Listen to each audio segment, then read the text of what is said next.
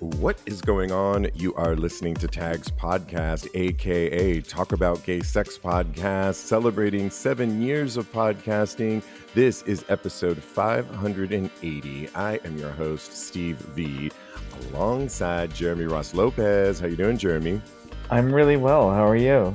Really good. Thank you so much. Of course, joining us is the lovely and talented Kodi Maurice Dogette. How the hell you doing, Kodi? Hello, darling. I'm doing well. What an introduction. I love that. Absolutely. It's just crazy. We just, of course, Pride ended. We were off a week, but 4th of July, long weekend for so many of us here in the States. I trust everybody had a good 4th, everybody. Yes, Yeah. definitely. Good Nice. 4th.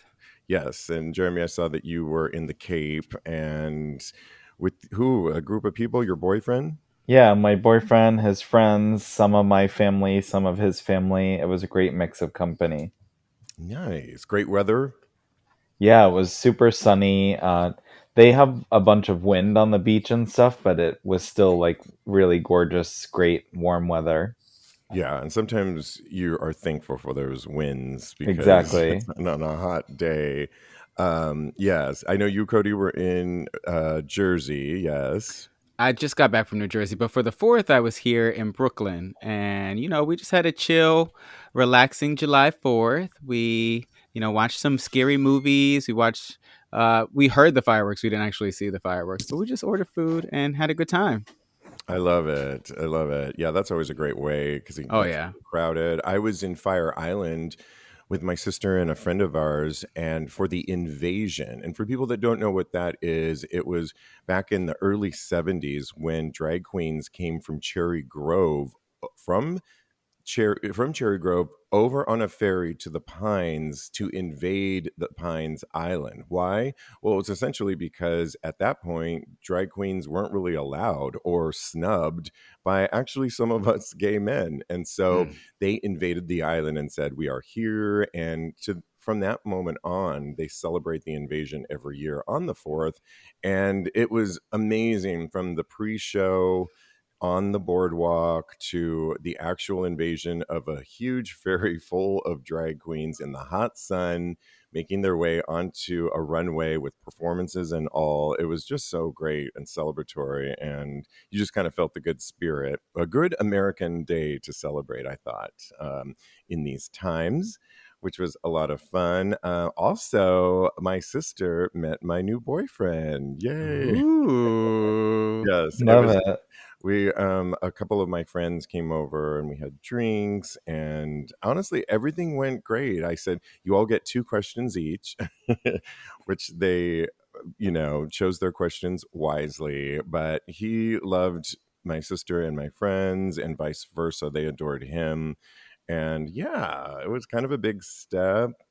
One funny thing was, I every Friday I listened to BBC Radio 1's Future Dance with Sarah Story, and I just love it so much. I get all of my music from there.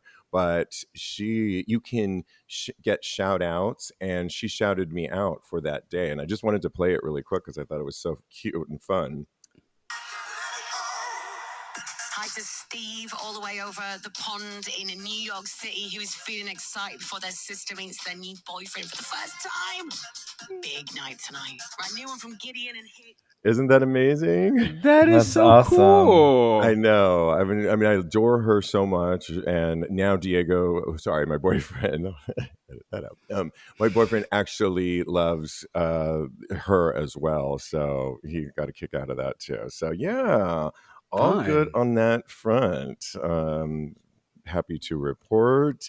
We are finalizing our big special offer on our Patreon, which you can get an exclusive offer and some special perks. And I wanted to shout out to some people that have joined recently. RB became a virgin. I love that. He joined the virgin tier. He's going to get some really special perks there. I'll start this month. Colby G became a sub Love that title as well. James Abel became a sugar daddy, which is really awesome. Billy Everett also joined the team and is now part of us as well as a sub. You can also grab a tier by going to our Patreon page, where you get special perks like commercial-free podcasting or our monthly video hangout, or one of my favorites, an actual extra episode per month. So go over to patreon.com/tags podcast all this week as we wrap up our special offer. But know that you can always grab a tier. You'll just get our upcoming live stream featuring the music of Kodi Maurice, none Ooh, other. who, me? Exactly. How's the music going, Kodi? It's going great. I'm recording, and I'm done writing. So, but you know, when you get in the studio, it's always, oh, tweak this, tweak that. So, yeah, it's going good. Love it. Love it. Okay. Well, while we were off a week, some breaking news happened within our adult industry world. And since we're a sex podcast, I was actually, when I'm off often, I try not to look at the news, even the gay press, so much because I really want to just take a moment off. And I didn't see this until the other day, I think on the weekend, a week later, and I was shocked that none other than Austin Wolf, we all know Austin Wolf, is currently in jail. Did you know this, Jeremy? Yes, I did. 42-year-old Justin Heath Smith, also known as Austin Wolf, is being held in detention in Brooklyn after a judge ruled he was a danger to the public and a flight risk. He faces federal child pornography charges and has been accused of sending and receiving hundreds of videos of child pornography. And this is according to a press release from the U.S. Attorney's Office in the Southern District of New York. If you know anything about the Southern District of New York, they're the ones that have been charging Donald Trump for all of his cases too, and they do not come down lightly at all, especially when it comes to things like children trafficking, of course, child pornography. He could face as up a minimum of 5 years in prison, all the way up to 20 years. And when they raided his apartment, he doesn't live that far from me because I've seen him. They uncovered an SD card containing hundreds of illegal videos, according to prosecutors. And the videos reportedly depict minors, prepubescent children, and infants. You heard me right, infants, in sexually explicit situations. And I think he goes back July 31st to await his sentence, but he's in prison right now. And I mean, the last words, Jeremy, that he mouthed to his 10-year-long relationship boyfriend was, "I'm sorry," as they handcuffed him and took him away. What did you make Wow. of this when you first heard this? And I mean, my goodness. I mean, I was kind of in awe and disgusted and not very surprised, just because I did know Austin Wolf from a former roommate of mine that was uh, like romantically with him on and off, just like kind of just fuck buddies or whatever. Mm-hmm. But he just always like gave me like kind of a shady vibe, and it wasn't that shocking, but it's really like disgusting, and I just can't believe that someone would even do that. And I just don't understand like how twisted people are when it comes to just children and minors, and it's just really awful to hear, and I hope that he gets what's coming to him.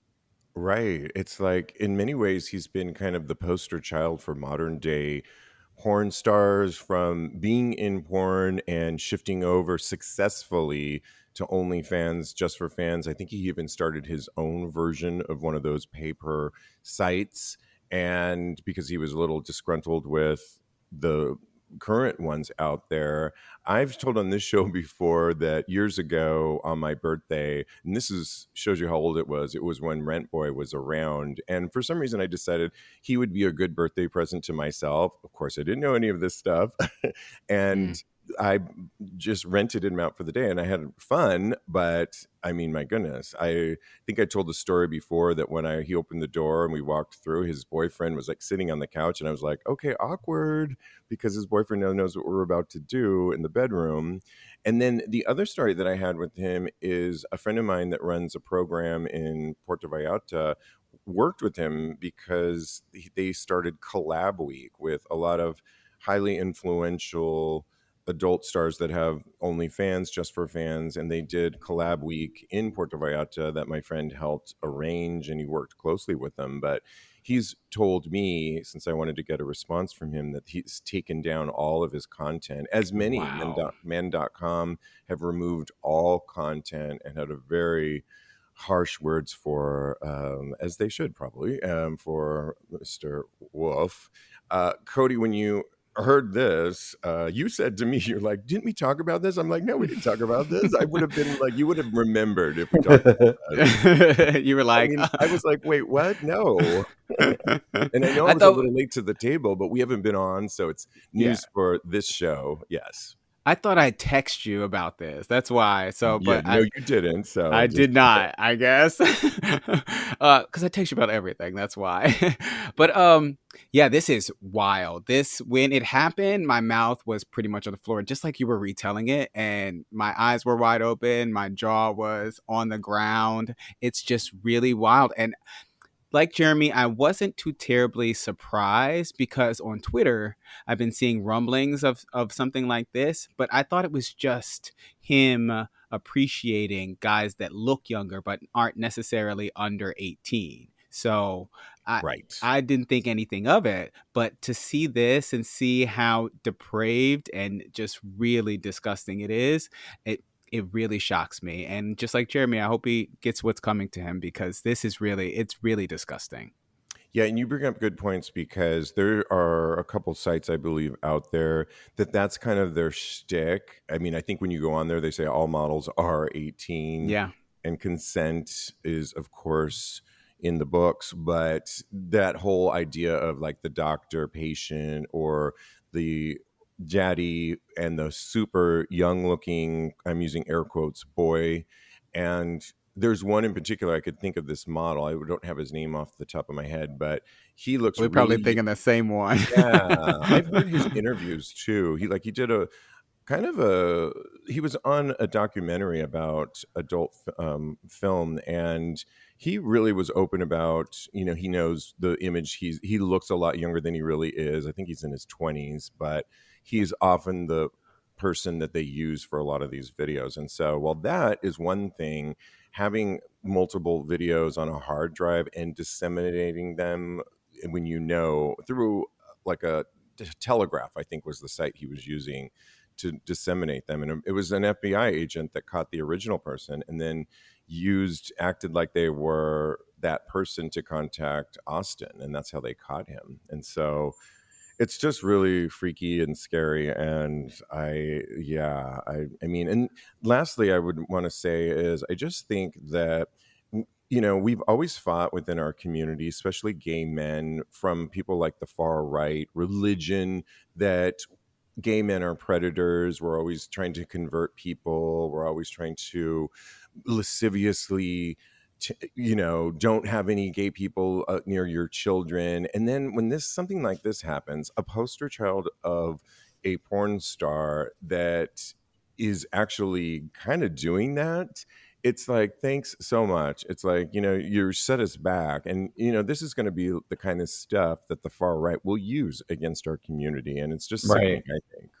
It gives us a terrible rep, especially for like plenty of gay people in the community that have kids and families, and all of us that have nieces and nephews and love them so much and like respect just their age and everything. And it's just like, it really just looks like a terrible reflection on our community. 100%. Yeah. When in actuality, it happens 20 times more often in the straight community, but they don't want to see that. They just want to take this one case and make it a banner moment for labeling gay people as predators, which is ridiculous to me. Yeah, I actually just put a picture of the guy that I think you're talking about, Steve, in our little group Yes. chat. Does it have a Did you? name? It's Austin Young, which is weird to me. Yeah. Wow. Oh, how I Yeah. know, ironic. right? Yeah, that is crazy. Uh, Yeah. Well, developing story, we will continue to report back on that and give our take on it as well. But my goodness, to all the victims, though, I just hope that, they are being looked after because that's just very lascivious and gross and on so many levels. Well, let's change gears here to music. And when I say music, I mean country music. And you say, what? Well, I'm talking because the gays apparently are turning country music into our own queer honky tonk bangers. Prove it. In fact, there's actually a really cool Spotify queer tea playlist that my boyfriend now loves country, and I sent it to him. Some of these I wasn't sure I was going to like. I didn't even think I liked country that much. But over the weekend, I went to a really fun place if you're going to be in New York called Flaming Saddles. Never been there. In fact, the night of the meet of my boyfriend, we all went there. Oh my gosh, I had so much fun. Have any of you been there? Yes, I didn't like it, but I don't like the music, so for me, it's just so not my vibe. But Right. I went when I lived in Hell's Kitchen, and there was like a street festival for Pride, and they had like that line dancing and all that stuff that's like on top of the bar, and like all the staff performs and everything. It's like it's fun if you like the music, but if you really aren't into country, it's definitely like not the place to go. Yeah, exactly. Although I will argue, and as the story goes, there's some artists that I mean, I was my Shazam was on, and I was like, turns out I'm a big Reba McEntire fan. I know she's been around forever, but 2 songs later, I'm like, who is this Reba? Who's Reba? What? Kodi, have you been to this bar we talk of? so I wasn't gonna say, but I I walked in and then I walked out immediately. It's in Hell's Kitchen, right? Yeah. Yeah, I've been in before, but I just went in and walked right out. It had nothing to do with anything that was going on in there. Just nobody was in there, so I haven't spent any significant time in there. So I can't put my stamp of approval on it just yet. Okay, well, we have a friend, you and I, that loves it, and Okay, and he said we're going, and so if you want to join us, we'll go back. We were there on a Friday let night, go. and the line dances by the bartenders were super fun. It's very Coyote Ugly, only this time guys. And little truth about me, aside from Bridesmaids, that may be my other cult favorite film of all time. Really? I just love it, and almost if you ask anybody on the planet, because I've asked like a ton of people, do you like Coyote Ugly? From my mom, yes, I love that movie. It's like a guilty pleasure. I just love it. And this is so that. And a lot of the music, people were also super friendly too, which I liked too. But thanks to successful out artists like Orville Peck, Brandy Carlisle, Lily Rose, and TJ Osborne, as well as the likes of Beyonce, Kylie Minogue, Casey McGraves, and Dolly Parton, plus Little Nas X and Lady Gaga, Trixie Mattel, Dixon Dallas, who we talk a lot about, and Brian Felduto. Country music is being challenged to be more open and accepting. And it's kind of cool with a lot of these songs. I mean, I loved a lot of the Beyonce songs I was hearing also. Bless you. Thank Bless you. you. That were really good. So, I mean, I'm not saying I'm going to switch over completely, but because I am seeing somebody that is really into it, it will make a lot of our long drives a lot more fun since I'm a little bit more open to it. And I don't know. Yeah. So, what do you think of some of these artists exploring, or some of them that are just right queer and putting out country music, Jeremy? I like it. It definitely switches up like the genre that they normally have, and I know some of those names just from judges on RuPaul's Drag Race and friends of Trixie Mattel that I saw on her show, and I there are a bunch of them that I like their original genre, so it's interesting to see them switch. Exactly. Will we be hearing a country song out of the new Oh. music, Cody Maurice? Oh no, I mean, honey. it is the hot thing. It is the hot thing. Yeah, I'm gonna go in a different direction. I don't know if I can actually. I did used to live in Virginia, so I might be able to emulate that country twang or what have you. But I don't know.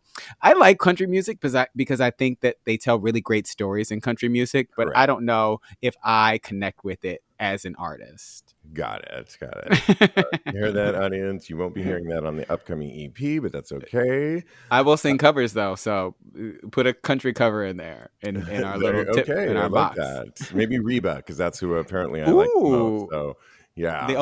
only Reba song I know is from when she had her TV show when she goes, "I'm a survivor." So we'll see. We'll Yes. see if we'll put that one on. Well, that was our mutual friend that was making me laugh because I got together with him on Saturday and he was like, "Was it I'm a Survivor?" He's like, "That's from her TV show." And I'm like, "Oh my God." Like, that's what I was, what it is a Jamming good song. too. Yeah, Yeah. exactly. Well, Pride Month is obviously over, but social media is now relishing in something I didn't know. It's kind of gotten viral since 2017 called Gay Wrath. WRATH month. And what does this mean? Well, it's the feeling when pride is done. And while we can still be prideful all year long, July is Gay Wrath Month. According to social media reports, Twitter users started promoting Gay Wrath Month, dubbed the LGBT Wrath Month, at least as far back, like I said, in 2017. Some picked June, but July is really the one when it's the actual month. And it's the time to kind of go back to complaining and not being so celebratory about. And right now, we have a lot of things that we could actually be unhappy about, including 527 anti LGBTQ bills in the US. And that could actually be more when, if Donald Trump was to get into office, I would argue. But this upcoming election could be something that we are back crying about, taking a deep breath. And, you know, somebody wrote Monday, July 1st, Gay Pride Month ends, Gay Wrath Month begins. And people had a lot of things to complain about. Were you at all sad after Pride Month ended, Jeremy, or how did you move on July 1st? I don't think I was sad just because I mean it's when the rest of the world like kind of ends celebrating it, but I think that it's something that continues on, and I think when you walk around just being proud to be gay and openly uh, gay and in a relationship or just expressing yourself the way you want to, it doesn't need to end on that specific last day of the month. But obviously, we see so many businesses and companies like taking down banners and all of their Right. promotions and the commercials and stuff ends. But I mean, for me, I don't think that it is kind of like a sad, solemn thing. I think that you can celebrate whenever you want, and it's just great that we have a month dedicated to it. I agree. Yeah, exactly. I mean, it's still summer. We've got like, a good portion of summer left. But Kodi, when you hear Gay Wrath Month that starts apparently July 1st, what are your thoughts? Well, I'm gay and wrathful, so this is my time to shine, I feel like. Okay. Yeah, I definitely get the sentiment. I know that after Pride it's kind of like what are we going to Womp do womp. now? I Yeah. know, right? It's like all of the companies, like Jeremy said, they take down all of their support and it's like we're left out in the cold kind of sorta. And we have so much more to be wrathful about. They're taking away rights left and right. We got Project 2025. I don't want to get too political, but we got things on the horizon that will possibly limit our rights. So I think that there's a reason to be wrathful right now. So July, here we come. We're in wrath mode. I am at least. Yeah, I mean, in many ways, the end of the month came and it was so fun seeing all these celebrations on TV in your local cities that were really celebrating. And then the end of the month came and it was like, uh-oh, it's the final celebrations. I mean, the 28th is when we learned about Austin Wolves. Many of us did. And it was like, oh, great. What a great way to start Pride weekend. And you know, I've always paced myself out because I mean, you kind of feel that with everything. When you go on a great holiday, when you're leaving and you have to like back to reality, it can be a little bit of a letdown. So you just got to pace yourself and know that when there's a huge high, it's going to go, cycle down. But I agree with all of what you're saying. I don't know that it needs to be Gay Wrath Month, but it's fun for Twitter to have their conversations online, and we're here to talk about it. So, hey there. We talk a lot about sex on this podcast and have for 7 years. As much as I like to talk about it, I also like to have sex. But I like to feel confident when I do. I think we all do, right? I've played different roles in the bedroom over the years, and lately I enjoy being a truly verse top in the bedroom with my boyfriend and verse bottom for my OnlyFans Just for Fans. I want to be confident in all these situations, but I also want to do it with a product that I feel is safe, effective, and science-backed, especially being of a certain age. Our friends at Joy Mode have got the answer that I think we've all been looking for, that I've implemented into my daily routine, and along with my daily prep, essential vitamins, diet and exercise, and sleep, I've incorporated their sexual performance booster into my daily regimen. Well, what are the results? Confidence, harder and stronger erections, and more energy for things like the gym and, of course, the bedroom and life. It comes in a palm-sized packet like your favorite electrolyte powder. Stir it in to 6 to 8 ounces of water 45 minutes before sexual activity and watch the magic unfold. Literally, not only is this the only supplement you'll need in the bedroom, but it also supports your blood vessels, cardiovascular health, athletic performance, blood pressure, and more. This, guys, is my favorite part. Even on days when you are not having sex, you can take the sexual performance booster to boost things like nitric oxide in your body, which not only supports your erection quality long term, but also increases blood flow circulation. Who could not want that? This allows for your cardiovascular system to pump blood more seamlessly and effectively into the areas of your body that need it, whether it's during workouts, sexual activity, or your regular daily exertion. So here's the best way to make this happen. Get their 30-pack, which comes in a perforated box, perfect for your supplement cabinet, pantry, or bathroom vanity, and it's the perfect 1-month supply. Support your erections, athletic performance, heart health, and overall quality of life with Joy Mode. Whether you're in the move or traveling, our compact sachets are easy to pack and take with you. I just did on my last trip to Portugal. Get a Joy Mode boost anytime, anywhere. Redefine your intimacy, guys, and go to usejoymode.com for 20% off with the code TAGS, TAGS. That's 20% off and free shipping with the code TAGS, TAGS, at usejoymode.com. Great sex solved naturally. They were also talking about a recent issue that's not serious at all, but is fun to debate about. And the question is, are men hotter in underwear than when completely bare? And of course, gays had a lot to say. There was a debate even on why are men in their underwear hotter than just fully nude? Asked one Redditor, is this just a me thing?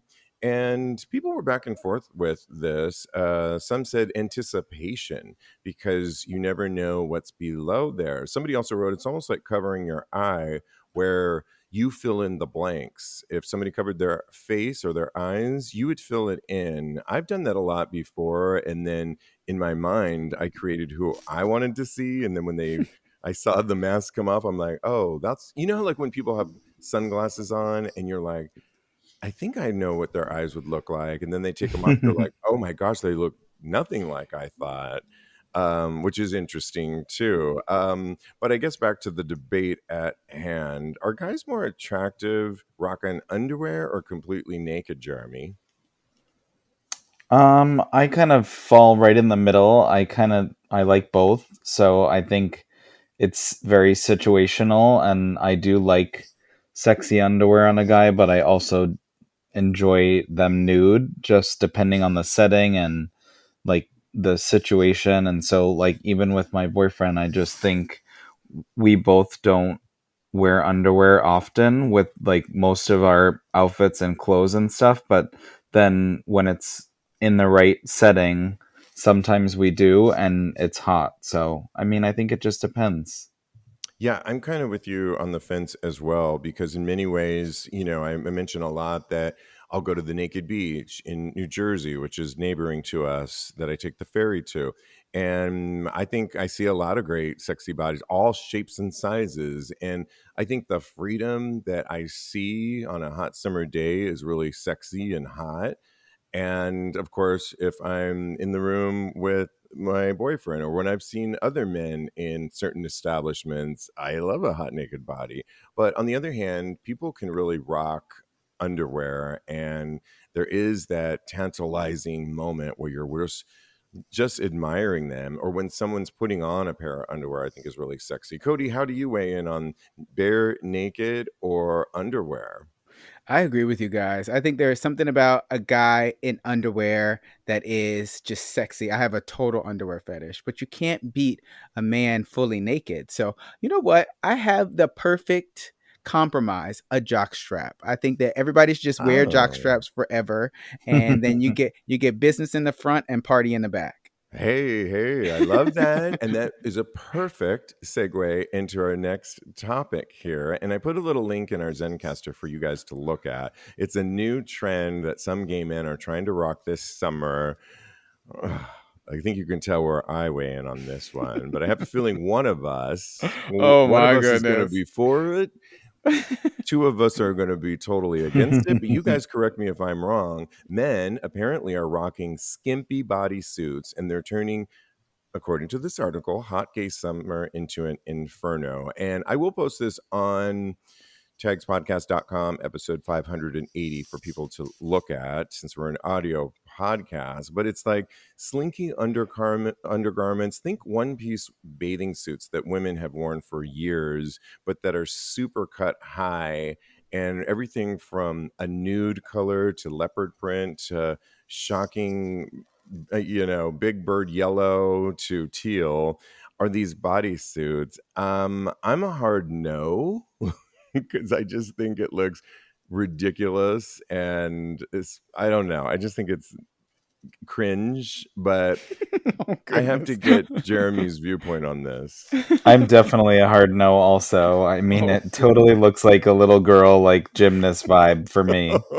Exactly. And Jim and they're forced to wear them because and actually it's so funny you would say that too, because back in the day when I was a gymnast, we would get not as high cut like that, but they were basically the same thing. You would wear the tank top because it created no lines. And gymnastics, even in men's, you have to have perfect lines. In fact, they'll deduct points off your routine if, and you can't have wrinkles. And so we would wear these leotards on top that look like a tight tank top, but then we would put shorts or tight sweatpants over them, and it created this beautiful line. But we would never just wear it by itself. And I was always cringing too. Like, some of my teammates would change in public, and I was like, why are they changing in public? It looks so awful when they take it off. I just think it's cringe. But I want to hear from Kodi. Are you Oh, for this trend? I abstained. No. You know what? I completely disagree with you guys. I am here for this. I have like 4 of these. You saw me wear one during Halloween. Oh my god. And I think they're so sexy, especially when you have like a nice full chest. Then you definitely don't look like a little girl. I don't look like a little girl in them, do I? I don't think you look like a little girl. I just think they're not flattering, Yeah, and it's I something to think do they with the are. high waisted or the high sides of them, Yeah. and then it kind of pushes your dick in. I don't know. It's just. But then you get full view of the booty. That's you know what? I Let's always go back to wear your other mine jock strap. That why not with everyone wear pants. a jock strap? Because you get a really nice view of the booty as opposed to this And it view. lifts. Yeah. Well, I think both have their positives about them. So I think this accentuates certain parts of the body that I like mine really low cut too. So it's like having nothing on at all. And that's my MO 90% of the time. I like to be as naked as possible when I wear clothes.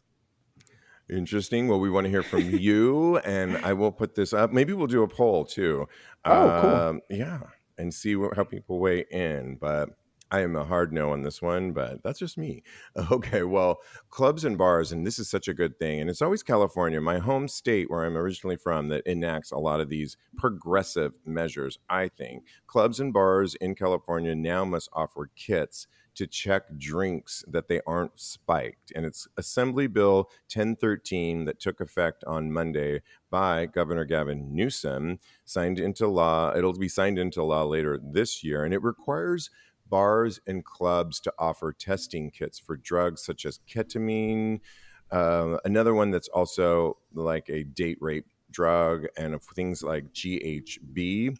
The kits will be test strips. So a lot of people that maybe know test strips for the fentanyl, it'll be Hmm. something like that. If it turns one color, it's positive, and if not, you're safe. I think stickers, straws, and other devices designed to detect the presence of controlled substances in a drink, and it only applies to establishments with a type 48 liquor license, so bars, and mainly they'll be distributed all over in California, but mainly in nightlife, of course, gay, the LGBTQ spaces as well. I think this is a really good thing because it has gone on the rise of that. I honestly think I was a victim of this a few years back. I Because here's what they said. I just was so out of sorts. I've never been this way in my entire life. You're out of sorts, or you could be have drinking a laced drink if you're feeling nauseous, dizzy, disoriented, or drunk despite not consuming much alcohol. So and I think because I read this, I was out last night at the New York Eagle. Surprise, surprise. But I was every time I was talking to somebody, my drink, I just was like, oh, wait, where's my drink? And I like kind Yeah. of grabbed it and put my hand over it, just because we don't have those test strips, and I'm just a little bit leery. And I don't know. Well, Jeremy, what do you think about this new law that California will be enacting? I think that's great, and it's really good to help people be more cautious than they normally are in that setting. And I feel like it is on the rise and more common that people have those, like, an off night that's like totally something happened and you don't know, and you put your drink down, or like you More than go, just being drunk, like yeah, something yeah, happened, totally, right? like a sick version of you, or just like Yes. really out of sorts and very different from what you've ever experienced, and not being new to drinking. It's scary for that to happen. It's super scary. I mean, Kodi, when you hear this, what are your thoughts about what California will be enacting? Yeah, I think this is great. I think it should be nationwide, honestly, because I feel like it happens more often than we know, and people don't even realize it. They think they just drink too much, and then they wake up and they have made some decisions that they don't necessarily wish they had made. So I'm glad that this is going down in California, and I need for it to be across the country as well, or across the world, honestly. Let's do it. Let's go all the way across the world with this. Also, I'm really curious if they're doing this with fentanyl strips as well, because it's fentanyl is very Yes. prevalent as well. So I think that should be something that should be enacted also. Well, one thing I know you can do is certain community centers for our community Hmm. offer those strips for free. You can also get them on Amazon for a fairly cheap price, and you get like a packet of them so you can test your stuff, if you will, Hmm. and it will keep people safe from that. I also think, well, this is a really good thing, and it's California leading the pack. The rest of us can also just be a little bit more aware, kind of maybe like I found myself just by reading this story, and hopefully by us talking about this, to be a little bit more aware when you're out, to just not leave your drink willy-nilly unattended, just thinking the best, that everybody has a good heart, and just kind of either look out for your friends if you're by yourself, watch that drink, don't let it get out of your sight, because sadly this does happen a lot. And I don't really understand it because they used to call it the date rate drug, and I don't know, I've heard stories in more modern days where people have used it to then try and get money off of. Remember, we were telling those stories where people would then lure them into their car and then try and get people to siphon over money from their bank accounts. But I feel like a lot of the stories of people that are getting drugged, it's like it was just lasciviously doing it. I don't know. I could be wrong. Maybe there was a more ulterior motive, but it's just gross to think like, I mean, really? Yeah. So, Yeah. okay, let's give some advice. We love giving advice on this show. And, you can always ask us for advice. We'll give our handles at the end of the show where you can DM any one of us, but you can also go to our website, TAGSPodcast.com, where you can ask us for sex and relationship advice. We love giving solicited and unsolicited advice. So here we go. This one comes from Reddit, and somebody wrote in saying, gay community hyper focus on sex. Recently, I felt ill at ease with what I perceived to be the hyper focus on sex and sexual activity in the gay community. Caveat, this is by saying I am not prudish or judgmental when it comes to going out and getting laid. I've done it. I enjoyed it. As I get older, though, I feel as though there's no end to that pleasure seeking. It feels I don't know a bit of, I know a bit, it's a little futile to me. I also feel pressure, self-created, to be seeking sex with multiple partners. And if I don't do that, I am somehow missing out or failing. I guess he's talking about FOMO. He's 36 and currently on a solo trip to a Pride celebration, and it's been really fun. And I've met cool people. However, there is a part of me that says I should be out fucking, getting fucked. That by not doing that whilst I'm as young as I am, I'm wasting precious time with the. And so it's, I mean, I guess he's just looking for, is there a I feel like he's putting this on himself. And while I think, they don't call it sexuality for nothing, we have made it in this culture when you are saying you are gay, lesbian, trans, that somehow it is sexual, although it's an identity. We do have sex, though. I think we're also a prudish society too. So I like that the pendulum has swung back to sex, as I'm calling it, progressiveness, thanks to my friends over at Vakaya, who's changed that term from sex positivity. Kodi, when you hear this, though, and you were offering some advice, do you think there is a hyper focus on sex? And what would you say to him?